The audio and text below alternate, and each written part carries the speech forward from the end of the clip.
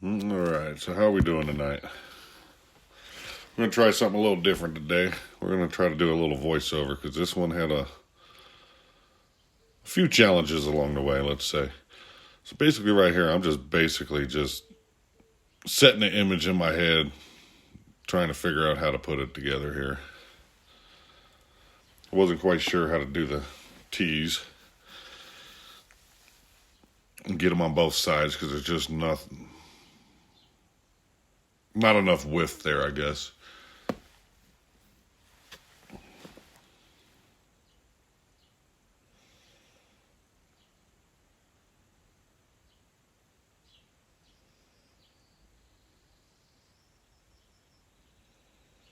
Trying to make sure we can get it all evenly spread. You'll see it later on. Didn't quite get it on the outside, but I left them on the inside. I didn't want to chase it anymore.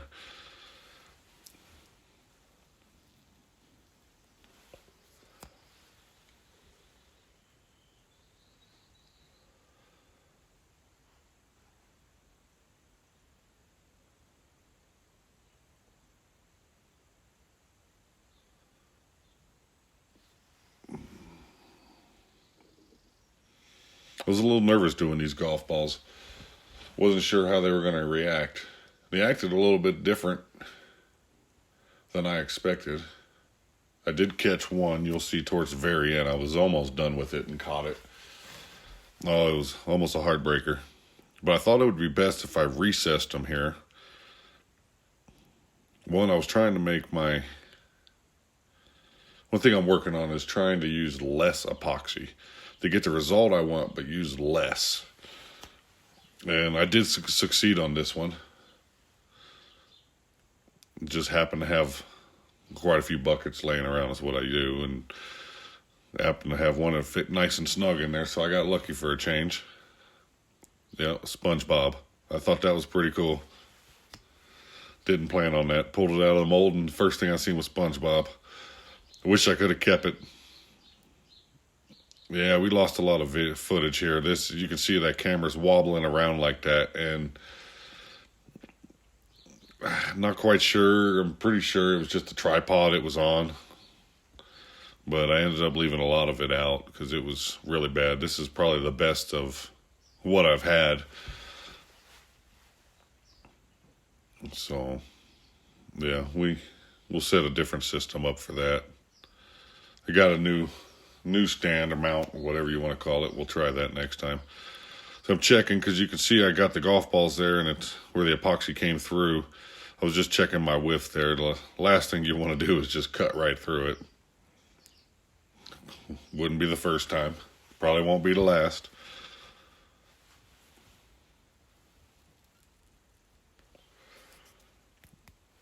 I used cottonwood in the middle of this one as like a filler. Epoxy, if you ever cut epoxy, then you know what I'm talking about. It tends to cut a little hard sometimes, and wood's typically a little bit easier. You can be a little more aggressive with it, and so I went with the wood, and I've done that in the last few projects, and that has worked quite a bit. It saves on the epoxy for sure that I use.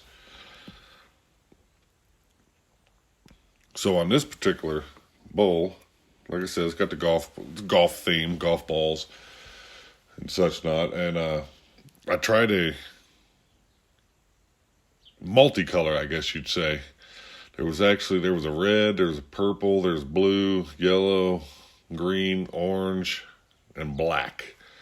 I believe there might even have been a little bit of white that went in first on this. Now, you can't see all the colors, but I was able to get quite a bit of separation. And when I mixed those, it took a while. I watched on another video from a guy up in Canada, and you let it sit out until it got between 95 and 105 degrees or so, and I believe I made it to 87 degrees, but it was already starting to, I guess, set up. It got thicker.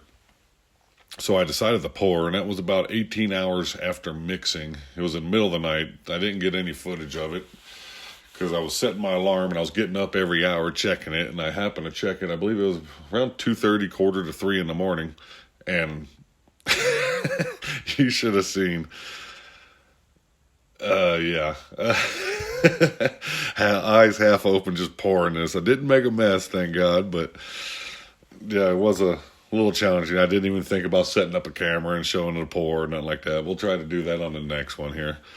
I know I got a lot of messages that people want to see the pour and stuff, so especially when something like this I thought was pretty cool, how we did get the color separation. By far the best I've ever was able to get. So I am actually really stoked about that.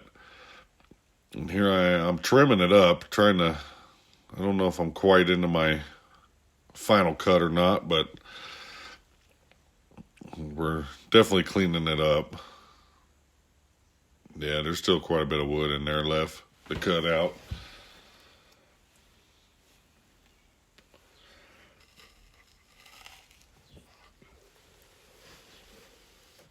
That bottom right there off of the wood and where the epoxy starts, it's probably only about 3/16 of an inch thick. So I was very nervous about that, trying to keep it intact for one, and then keep it, yeah, you can see right there. I wish I wouldn't have been so fast, but I filled that with UV resin.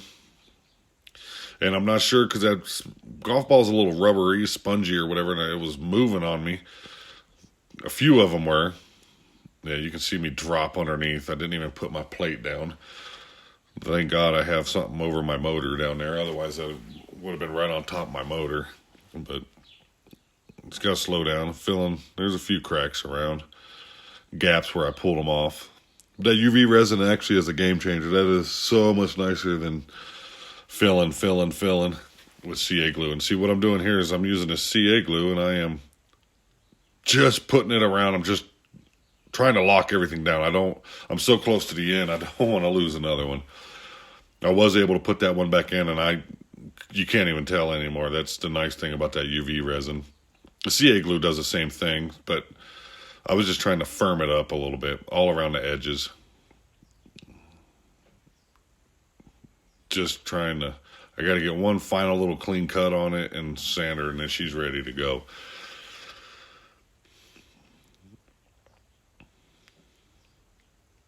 So yeah, these pictures here are amazing. When I was doing the UV resin, I thought this was just really cool, so I thought we'd share that for you.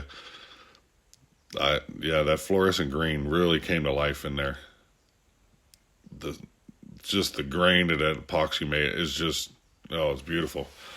And here it is. Tell me what you think. I thought it came out fabulous. Better than expected. I wish I could have got the T's on the outside. You can see them there on the bottom there, but yeah, hopefully I got a lot. But look at all that different color variations I have in there. You can see a little bit of the blue down there at the bottom, a little bit of the black. But yeah, well, anyway, thank you for watching, and if you like it, give me a thumbs up.